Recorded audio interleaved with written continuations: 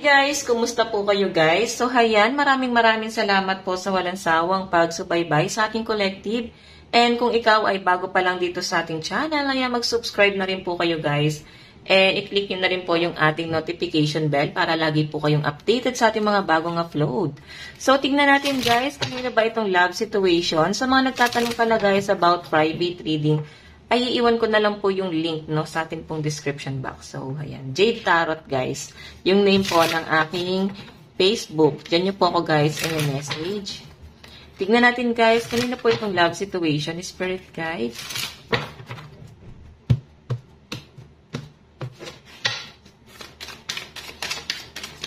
Kanina po itong love situation. Okay, so guys, meron po tayong palm tree. Stability, security, permanence, growth, endurance, and flexibility.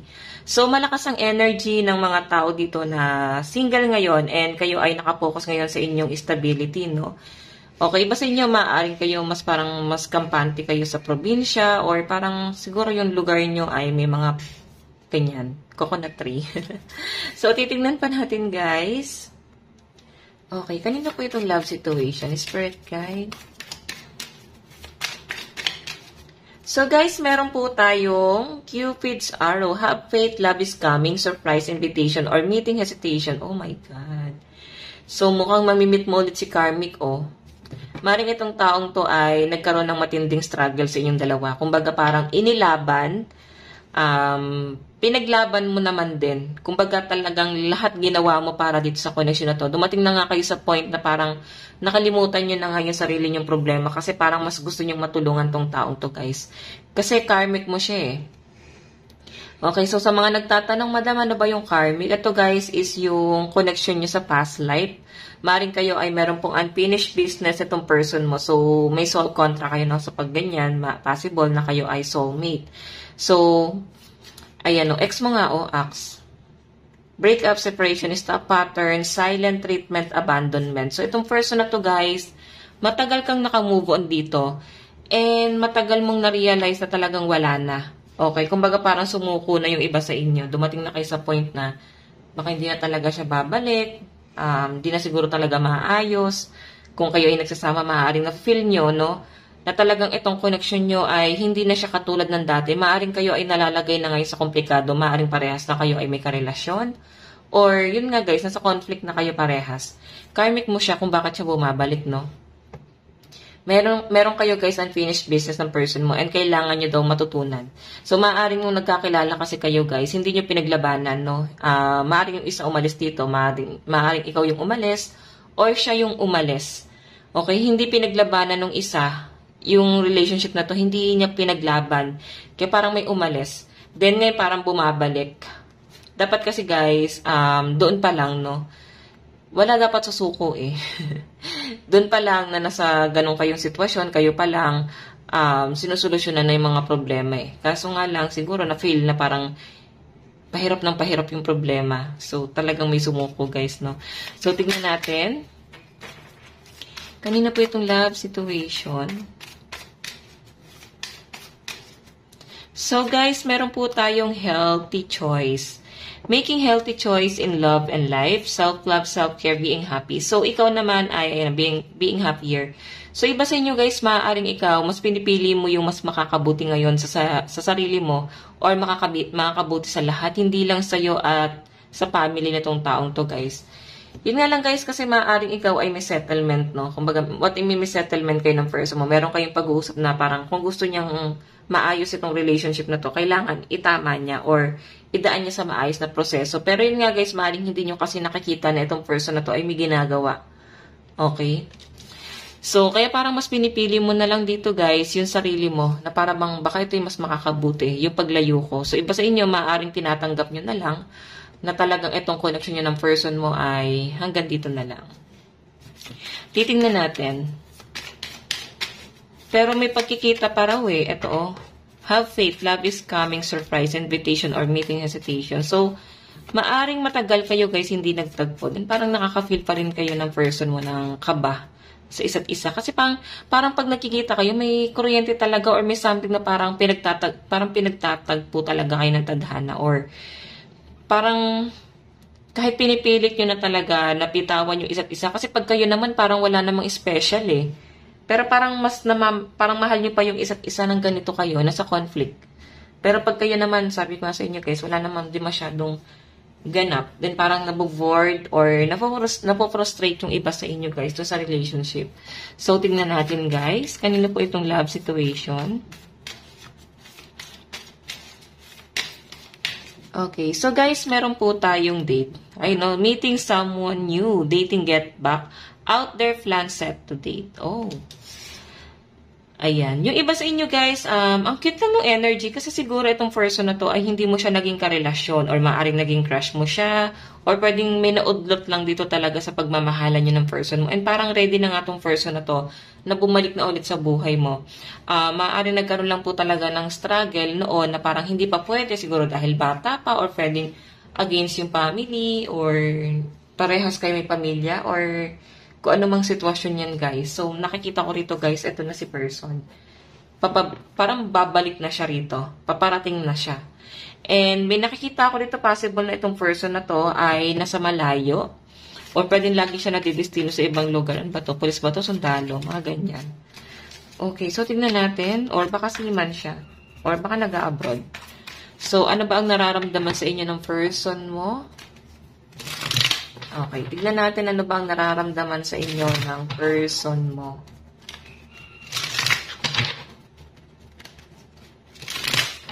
Ano ang nararamdaman ng person mo?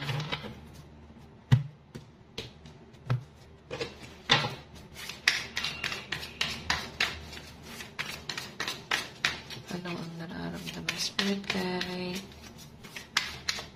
So guys, meron po tayong Nine of Swords. Lagi may mga regret.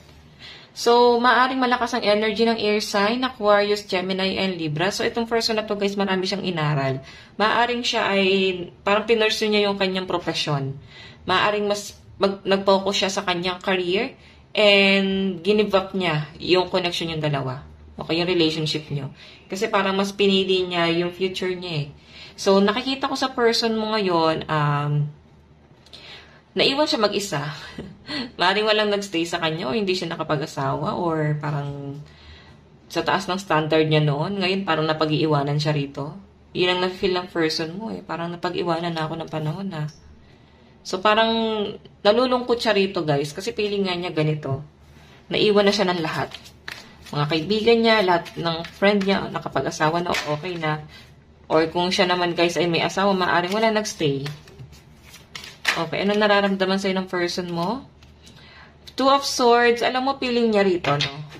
Kasi Two of Swords, eh. Hindi siya, guys, makapag-decide. As in, napakababa ng kanyang energy. So, itong person mo ay, lagi niya na-attract yung mga negative. Lahat naman ginagawa niya, pero talagang, hindi niya alam kung paano ma-overcome yung kanyang mga struggle. Parang lagi siyang hinihila sa kahirapan, guys. Ngayon na nakakita ko sa person mo, napakababa ng energy niya, guys. Kahit ano yung mga nangyayari, kumbaga, sabihin na natin, yes, nagkakaroon siya ng realization, pero wala po kasi itong natututunan, eh. Sige, tingnan natin. Nararamdaman sa'yo ng person mo. So, meron po tayong Page of Wands. So, yung nararamdaman ng person mo ngayon ay Page of Wands. Natatakot siyang humakbang sa'yo. Alam mo, gusto niya lang dito na tinitignan ka niya. Gusto niya lang na parang masaya ka sa malayo. Okay. Tignan natin. Ano pa ang nararamdaman sa inyo ng inyong person? So, meron po tayong The Magician. So, itong person mo ay, ano siya guys eh, hands-on naman siya, masipag naman, pero manipulative kasi person mo eh. Kumbaga, kung kaya kanyang kontrolin, kukontrolin ka niya. Okay, maaari iba sa inyo, hindi kayo aware, no? Ayusin nga natin to, parang di pantay. Parang hindi kayo aware na ganito, na nakokontrol ka niya. Maaari kasi ang tingin nyo is normal yung nangyayari or nagaganap sa inyong dalawa. Okay, sige, tingnan natin. Ano pang nararamdaman ng person mo?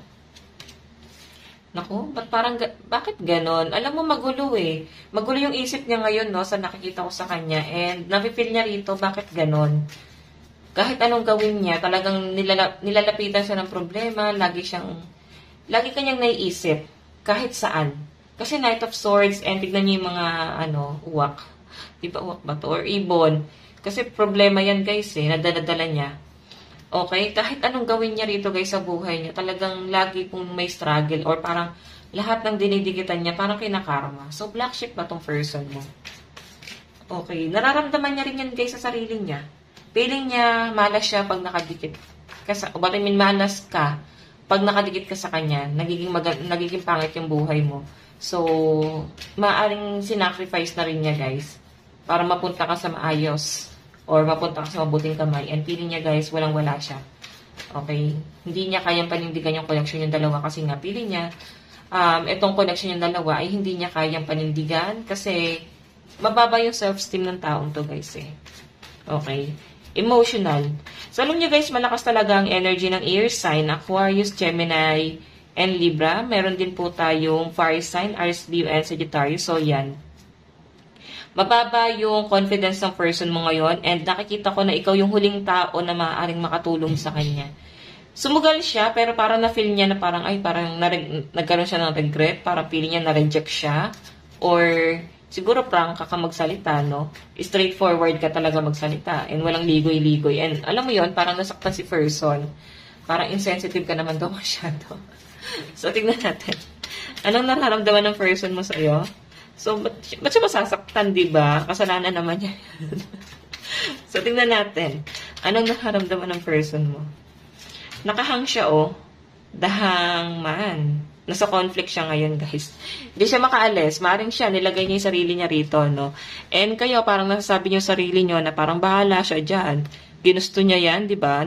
Parang nilagay niya yung sarili niya sa ganyang sitwasyon, eh. Okay naman kami noon, parang ganyan. Pero mas pinili niya yung problema. So, yung person mo, ayan, nakahang siya rito. Sige, tingnan natin. Okay, ano ang nararamdaman sa inyo ng person mo? Meron po tayong Ten of Cups. Alam mo, feeling niya, mas okay yung family mo. Tinanggap talaga siya ng buo ng family mo. Yun ang na-feel niya. Then parang nahihiya siya rito na babalik siya. Tapos sabihin ng mga tao sa ginawa niya. Okay. Hindi niya na rin alam, guys, kung paano lulusutan yung mga lulusutan yung problema na ginawa niya. Paano niya mamanipulahin yung sitwasyon? Parang ganyan. Kasi parang takot itong person na to sa konfrontasyon, guys. Okay, so nararamdaman ng person mo. Eight of Swords. Nako. Ako na nagsasabi sa inyo, guys. Talagang lagapak ang energy ng person mo. Sobrang kawawa ng energy ng person mo. And ikaw, Seven of Cups. So, ito yung overall energy mo. Ang dami mong option ngayon. Kaya mong bilhin lahat ng gusto mo. And natitreat mo na yung sarili mo. Okay, kumbaga nasasolo mo na yung pera mo. Dati kasi parang wala ka talagang magawa nung nasa piling ka ng taong to, guys. As in, talagang nahawa ka sa kamalasan ng taong to, guys. So, yung nararamdaman niya sa inyo, guys, na-stuck siya sa sitwasyon. Kumbaga siya yung nang iwan sa inyo, and ikaw nakapag-move forward ka. Nung una, hindi mo matanggap eh. Parang, hindi mo pa kaya. Okay? Parang, paano ako magsisimula, paano ako mag-move on, ganyan. Hindi niyo na rin alam, guys, kung makakahanap ka pa ng person na mamahalin ka. So, nandun ka na sa point na yon. And, ang nakikita ko sa inyo, guys, ano ka na ngayon? Unti-unti ka na nakaka-recover, no? Nasa healing process pa tong person mo, eh. Nandun pa rin siya, sa lugar kung saan kanya iniwan. Okay, ikaw nakakawala ka na doon. So, hayan, malakas din ang energy ng Cancer, Pisces, and Scorpio. So, Earth sign na wala dito, no? Yan kasi mga praka. Pero tignan natin mamaya, guys. Okay? Okay, maaari kasi, guys, na ito, nasa, nyo to, no? Sa birth chart nyo, no? Maaring nasa Sun, Moon, Rising, and Venus nyo yun, guys. Okay? So, titignan pa natin, guys. Ano tong love advice ninyo? Pero any gender din to, guys, no? And kahit anong zodiac sign naman to, guys, as long as nakaka-resonate ka and tumpak naman din sa inyong sitwasyon ngayon para sa iyo ang reading. Ito naman guys, yung sinasabi nating zodiac sign ngayon, ito yung mga pinakamalalakas na energy na nasagap natin. Okay? So, wala tayo dito guys, gender. Any gender yan guys? Love advice. Tingnan natin guys. Meron po tayong wedding. Nako, kasal kayo ng taong to guys, or kasal tong person na to. So, iba sa inyo, maaaring nagplano kayo, baka fiancé mo yan. Maring nakasettle na nga sa inyo lahat eh. Okay. Babalik tong person na to guys, no? Oo, gusto niya ulit magkita kayo. Tignan natin. Love advice. Meron po tayong getting to know each other. Para kayong bagong tao ulit. Ito oh. Meeting someone new eh. Para kayong mga bagong tao na para bang kailangan nyo ulit kilalanin ng isa't isa. Okay. Parang wala nangyari, parang hindi kita hex, parang ganyan. Parang hindi ka dumaan sa buhay ko, Kasi guys, ganun yung energy na nasasagap ko. Once na nakita mo tong taong to, and ganun din siya, parang makakalimutan nyo yung mga nangyari. Parang gumaan na. Masabi niya na parang okay na pala ako. Wala na pala yung sakit, nakapagpatawad na ako. Okay, so tignan pa natin love advice. Meron po tayong let go of control issue. So, ayan, kumbaga na-release nyo na lahat ng mga blockages, parang wala na talaga. Eh, nakatulong din yung mga kaibigan nyo sa inyo, ayan. Sa mga advice nila sa inyo. Tignan natin ano ba ang mensahe sa inyo ng inyong person. Mensahe po ni person. Mensahe sa inyo ni person, meron tayong you were the best thing in my we are tuloy. You were the best thing in my life. Oh, may nalaglag. Saan to galing? Hindi ko to napansin. We need to let each other go. So, parang nung araw kasi guys, nung nagtagpo kayo ng person mo, no, parang kailangan nyo talagang i-let go muna yung isa't isa. Kasi maaaring nasa komplikado kayo eh. Or maaaring hindi nyo pa kayang ilaban pa yung isa't isa. Maaaring kayo ay merong mas pinili. Pinili nyo yung profession nyo or mas pinili nyo mas magaan sa buhay nyo or ganun din yung person mo. Ay no. Parang choice nyo parehas na i-let go tong connection nyo eh. Parang ganyan. And ikaw yung pinakamagandang nangyari sa buhay niya rito guys. Okay. So tingnan natin guys. Ayan. Namamatay kasi guys yung video. Awatan mo itong screen. Kahit naka-video siya, namamatay siya pag mahaba na yung video. So kailangan ko siyang itap. Tignan natin mensahe pa ni person. Ano ba ang mensahe sa inyo ng person mo? So guys, meron po tayo. Ayan o, I hid who I really I am from you. So, maaring hindi pa siya nagpakilala nung una. Marami siyang tinatago sa inyo. Then parang palaisipan sa inyo tong taong to, ano bang profession niya? Ano ba yung meron siya? Anong klaseng tao siya? Sino yung pamilya niya? Tagasan siya? So, hindi mo kilala? Poser siguro siya, guys. Or maaring hindi pa kayo nagkita. And eto, paparating na siya, guys. So, iba sa inyo, baka nadali kayo ng poser, no? Dami. Ayan. So, yung iba naman dito, guys, maaaring takot kasi itong person na to na magpakilala kasi nung una. So, ayan. Kaya, hindi niya, guys, sinabi. Pero mukhang nagpapakilala na siya, eh. Unti-unti mo nang nalalaman kung ano yung background nitong taong to. So, last message po ng person mo. Meron po tayong, I know that I crossed the line with you, diba? Oh. Kapit-bahay mo siguro to. Mukhang malapit lang daw. And, magkukross din daw yung landas nyo. Maring nakikita ka lang din niya. Baka inisto ka niya. Tignan mo, oh. I hope that you can forgive me one day. So many things remind me of you. I want you. It was my fault, but I blame you. Diba? I want you. Parang, diba I love you? I want you lang. Pero alam mo guys, sabi ko nga sa inyo, itong person na to parang mas nasa-challenge po siya nang hindi kayo. Pero pag kayo nga, diba? Parang wala masyadong ganap. Pero mahal ka ng person mo guys, no? Kasi hindi niya mararamdaman tong regret na to eh. Hindi siya ngayon madadaw ng ganito kung hindi ka minahal ng taong to, guys. Maring may mga desisyon lang talaga siyang ginawa na parang para sa inyong dalawa. Na parang yun yung makakabuti sa inyong dalawa, guys. And I hope daw na mapatawad mo nga rin daw siya balang araw. Ayan nga sabi, diba? I hope that you can forgive me one day. Kung ano man yung ginawa niya, guys, parang Sakripisyo hindi lang sa'yo, kundi siya, sa kanya din. Sabi nga nila guys, minsan hindi naman tayo iniiwan ng mga taong mahal natin. Hindi ibig sabihin nun, pag iniwan tayo ng mga taong mahal natin, is hindi nila tayo mahal. Minsan kaya nila tayo iniiwan kasi dahil sa sitwasyon. Diba? Hindi na kayang panghawakan pa yung sitwasyon. Maring parehas na kayo nahihirapan. Kaya parang kailangan may bumitaw. Okay, para parehas kayo umusad. So guys, ito lang naman po ang inyong love reading. Kung naka-resonate ka, mag-iwan ka ng like and comment. Mag-subscribe na rin po kayo guys sa ating YouTube channel. Bye-bye guys. God bless and love you all. Thank you.